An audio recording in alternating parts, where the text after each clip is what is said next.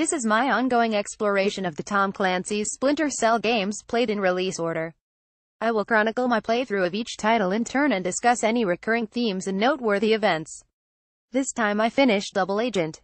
After the successful test of the big bomb on a cruise ship, Dufresne had met with co-conspirators to discuss bombing targets, and decided that Asham Hamza was a mole, and Sam should eliminate him. Leaving the underground car park, I went for a nearby fence and hopped it as a truck exploded just out of sight. I snuck up to one of the men who had been shooting at it, and knocked him out, leaving him behind a wall before continuing to follow the road. I stopped and hid behind a box when I spotted someone, but as he left I went for a wall.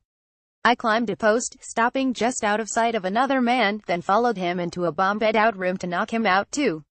I'm looking for a Burger King. Where can I get a Whopper? Dufresne complained over comms that I was losing Hamza, and should get a move on. It was difficult with bullets and bombs flying, troops and militia patrolling, and freaking tanks. That's right, a tank was just ahead with 3 troops riding atop.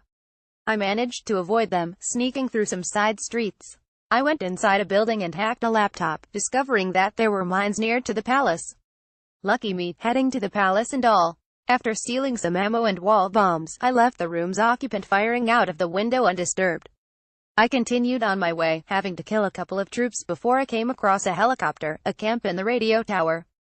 Since I had missed Hamza, I was to get up to the top of that instead. I was left wondering if the boots belonged to the same person as the blood, as there was a tank outside.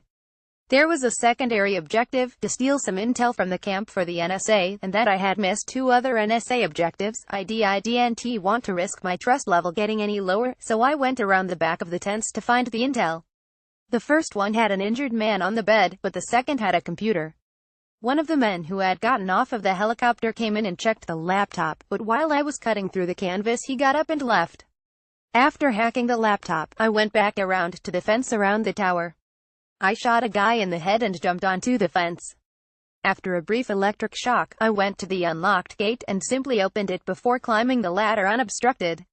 Dufresne told me that there was a rifle at the top, and I was to use it to kill Hamza. As I was lining up the shot, Lambert came over comms and told me not to do it, but to aid Hamza. Usually when I'm conflicted, I listen to the voice in my head, but there were 2 of them. With explosions rocking the tower, and flames getting in the way of the scope, I shot a man in a red beret, who was fighting Hamza. There was another explosion and the tower toppled, narrowly missing me, but knocking me down for a moment. Dufresne complained that I had missed, so Sam told him that it would get done, and cut him off. I zip-wired down to a burning building and almost got hit by an exploding door.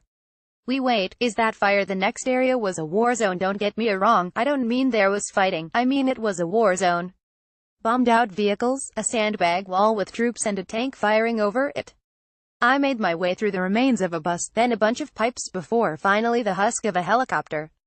I had reached the palace, but as I was doing recon I was spotted, so I took cover behind some fabric. Unable to shoot me, I waited for them to get into my killing zone at the open end to the right, and gunned them down. I untied Hamza and we both made a break for it. I helped him jump over a barricade, just as Lambert warned the bombs in the palace were about to go off. Sam called Dufresne, claiming that the exploding palace was how he had killed Hamza. And there was a big explosion, and he exploded, and the exploding bang exploded him. Honest. Back at JBA HQ, I was shown into the room where I had shot the helicopter pilot months ago. There, tied to a chair having been grabbed whilst snooping around the building, was Lambert himself. Dufresne handed me a gun, told me that I knew what to do, and told Jamie that he knew what he had to do, too. I didn't like the sound of that, so rather than trust that Jamie's job was to dispose of Lambert's body, I shot him. The security camera noticed that the wrong person was dead, and alerted the base that I was a traitor. Lambert ordered me to stop Dufresne from setting off the bomb, which he was on his way to do now. With SWAT surrounding the place, he wanted to make his mark in history. I scanned Jamie's retina and left the room. 2 men came at me as I opened the door, and I stabbed them both. Sneaking out into the main area, I turned off the lights in the bunk room, causing the lone patrolling JBA member to come over and turn it back on, getting his spine broken for his trouble. I'd heard Dufresne tell people to go to the shooting range to get a weapon, so I headed there and did so, also picking up my goggles. Where's the bomb? I went back to the main area and up the stairs to a voice-activated door. Someone was there, but as I turned the lights off he didn't notice me. I waited for him and his mate to walk past, before heading for the door with the fingerprint scanner. Since Jamie had gone to check on the bomb the last time I was here, and he had used the retina-locked door past that, I figured it was the safest bet. There was another man guarding the door, but I turned the lights off and broke his spine before going through the door. Enrica surprised me by asking if I was on my way to do my real job, and opening the door with the retina scanner for me. She didn't want to get blown up, after all. I got in the elevator and went down to find a lab. I attempted my turn off a light, snap a spine trick, but was spotted and had to have a little firefight. With everyone aiming a weapon at me now dead, I went through to the next area only to find a plastic tube connecting two doors. That probably meant some radioactive materials. So fun, I opened the door and was greeted by Dufresne having his men kill two others, so the bomb wouldn't kill them, and escaping up a ladder. Once again, I was spotted, but used a helpful door as a killing zone before heading up the ladder to follow Dufresne. These plastic tunnel things never end in genetic horrors trying to claw my eyes out.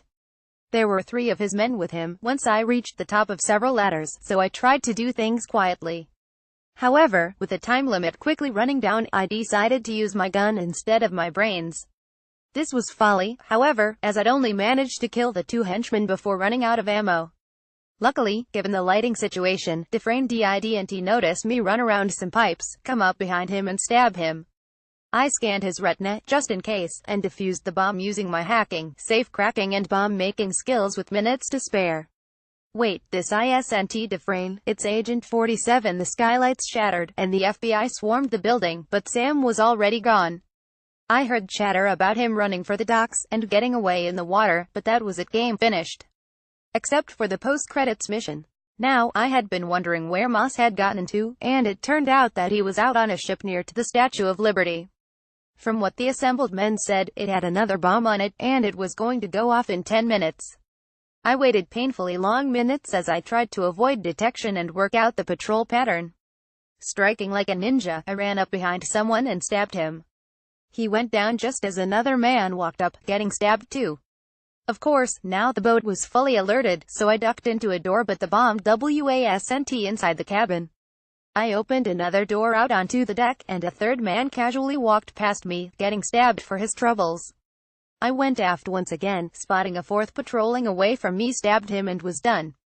Up the stairway to the cockpit, I could see Moss steering the boat.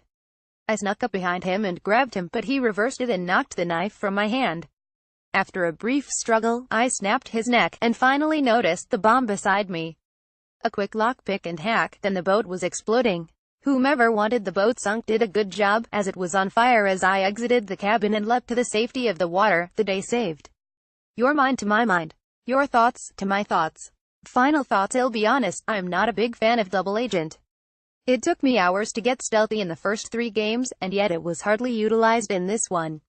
It also took forever to start playing each time, and crashed twice, completely deleting my save files.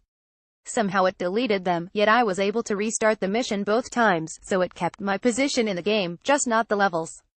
The story itself was pretty enjoyable, though I'm surprised that the newbie Splinter Cell who died at the start, John, wasn't the person in charge of Jen Brown's army. I was certain he would GoldenEye it, and come on, it's in the name. Having time limits on your free time during the JBAHQ sections was fun. Stops you from getting bored, while challenging you to complete as many objectives as possible. Next time, I'll be playing Splinter Cell Essentials, so no more keyboard and mouse for me. Wish me luck.